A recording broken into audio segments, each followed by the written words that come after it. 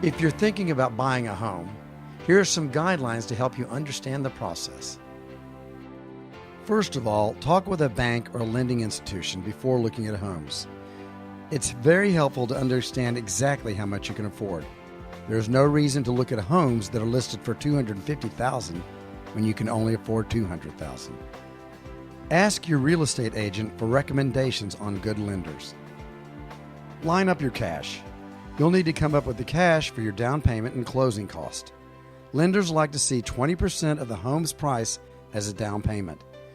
If you can put down more than that, the lender is willing to approve a larger loan. When you start your search for a new home, the first thing you should do is figure out the neighborhood you want to live in. Pay special attention to districts with good schools, even if you don't have school-aged children.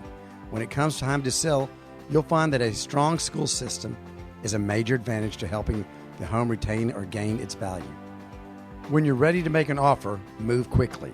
If you really want the house, don't lowball. How flexible is the seller on the asking price?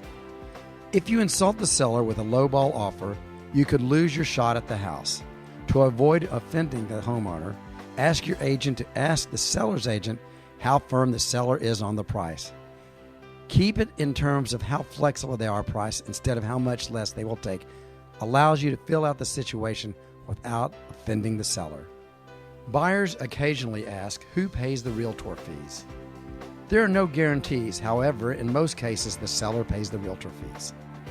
What is an earnest money deposit?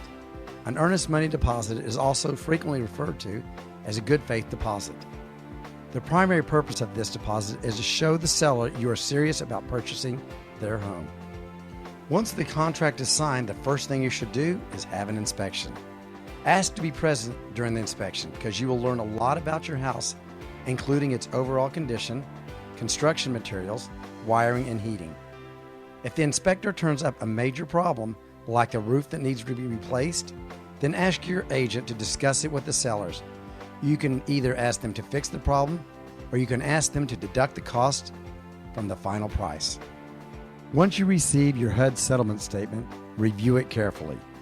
It will include things like the cost of the title insurance that protects you and the lender from any claims that someone has regarding the ownership of the property.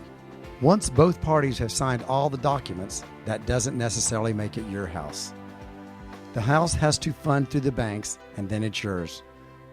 Once it is all done, then that's your house and you can make it a home. Enjoy.